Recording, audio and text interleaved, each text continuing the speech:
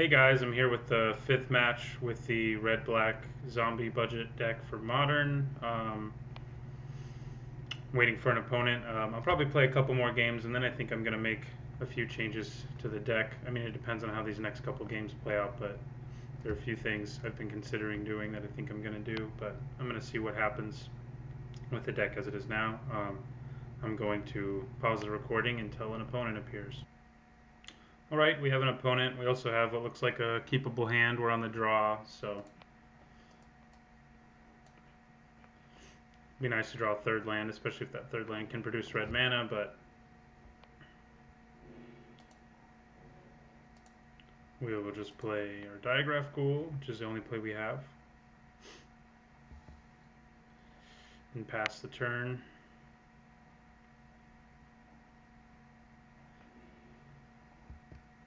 Next turn I'll probably play the Stockpile. Unless I draw red mana. Okay, they bolted our Ghoul.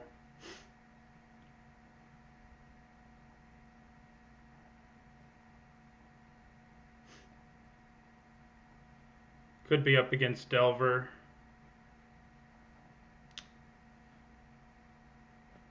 Could also just be Burn. It's hard to know at this point.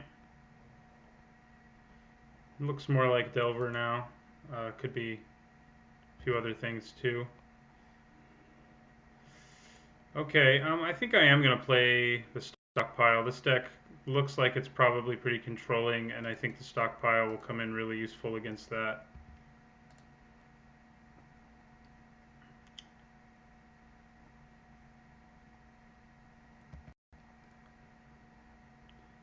We can have Timorets we can throw in the graveyard and get back later if we want them, and there is an Executioner as well, although he'll quickly get expensive.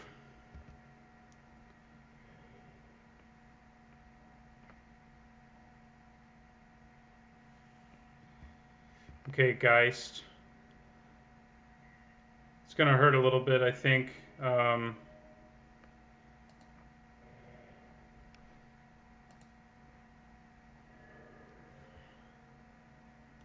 I think we'll just take 6 now, and at the end of his turn, use the Necromancer Stockpile. Unfortunately, the zombie token it makes comes into play tapped, otherwise we could block Geist.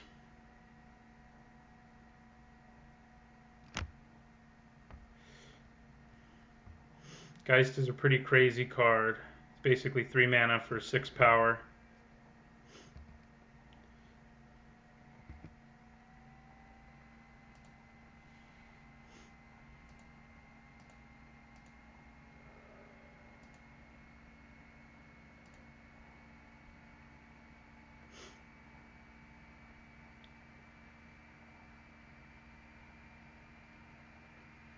I think what we're going to do is discard a Timorite at the end of his turn and then probably play a Death Baron.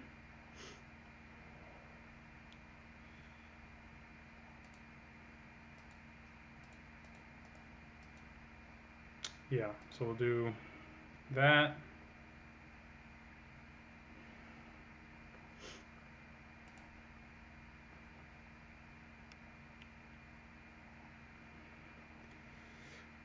We also have Terminate, but unfortunately on top of being 3 mana for 6 power, Geist has Hexproof, which is even more ridiculous. I think I'm probably still going to play the Death Baron.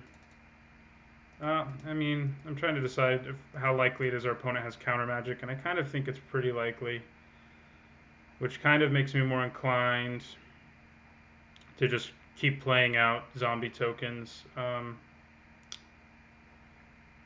It's hard to know. I could also just play 2/2 drops. I think that is what I'm going to do. We'll first try to play our Guild Mage.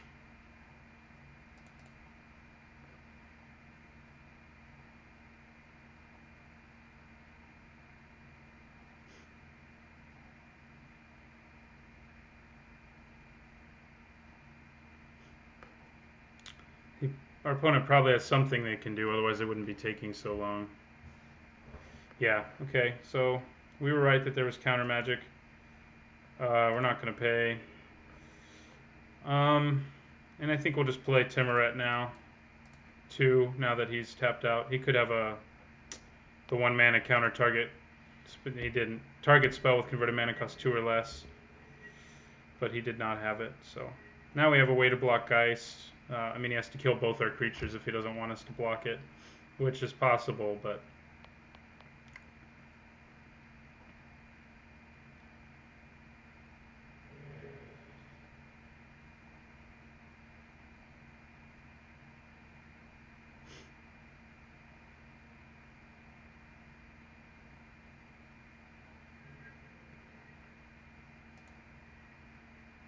Yeah, so we ended the onslaught against us. The fact our opponent keeps leaving all this mana untapped, though, to me means we may as well just start Necromancer stockpiling and trying to go wide.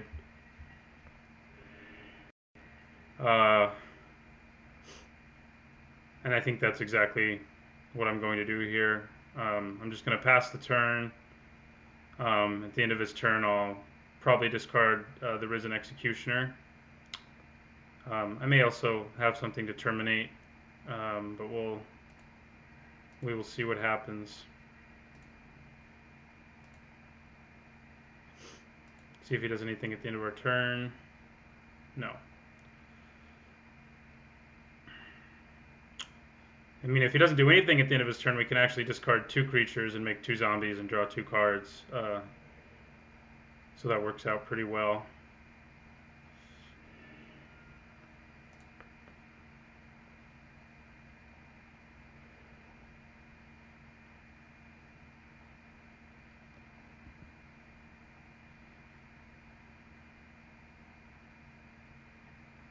Yeah, we're going to terminate that.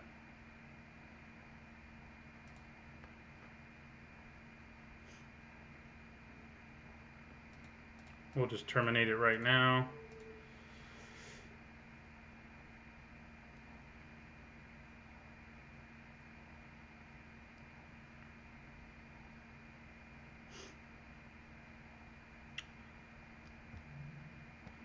It also makes it so he doesn't have the mana to activate the other Colonnade, at least not unless he draws another land.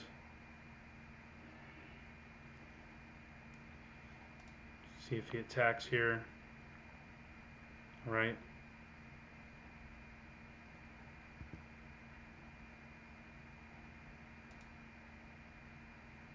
We will, now that he's tapped out, I am going to discard the Executioner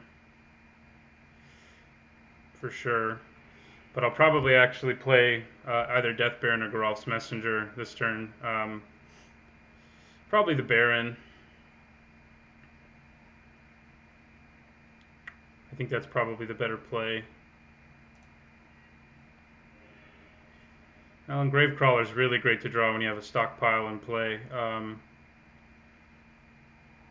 Okay, unfortunately we don't have the mana to play one of these and discard and everything, so it's not really an option. I mean, we'll probably discard it at the end of his turn, but we'll play the Death Baron right now.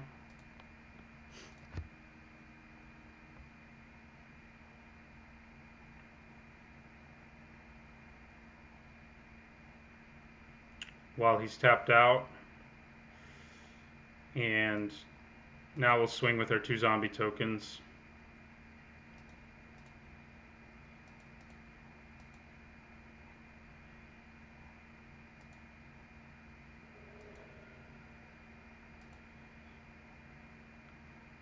And we will pass the turn.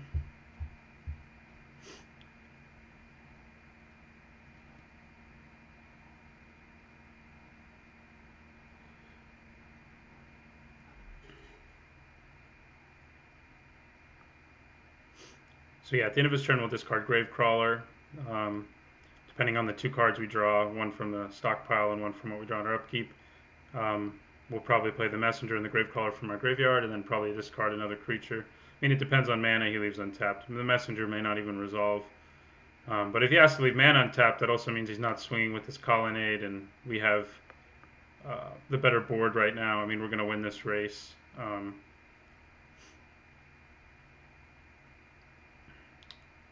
next turn I can pretty much just swing with everything, and he's going to have to block. And then he might still just die anyway from the reach that Timuret gives us.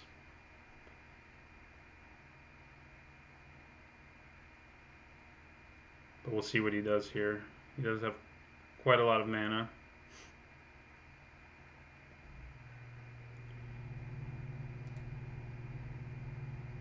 Alright, he's swinging.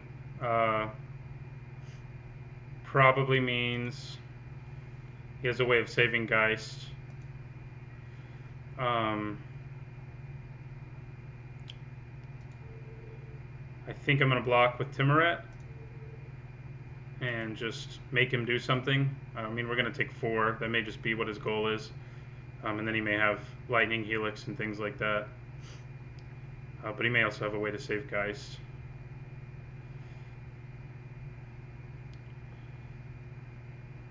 Question here is, you know, if he does something to save Geist, whether or not I want to sack one Timuret to get my other Timuret back, or just let him die and then discard the Gravecrawler at the end of his turn.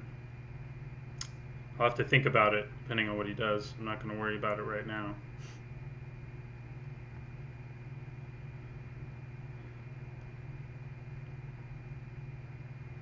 Yeah, he's got to have something as much as he's thinking.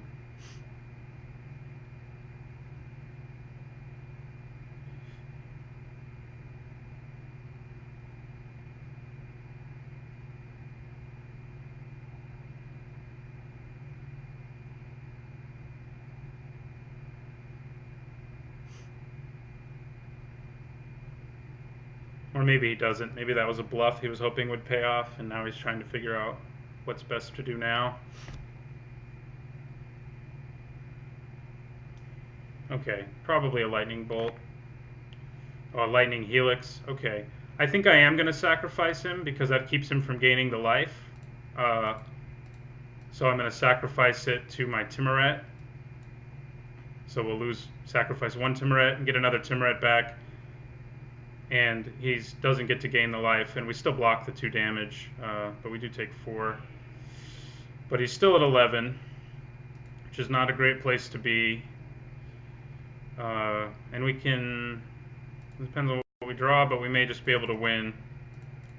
Of course, he also has mana open, so that might be unlikely.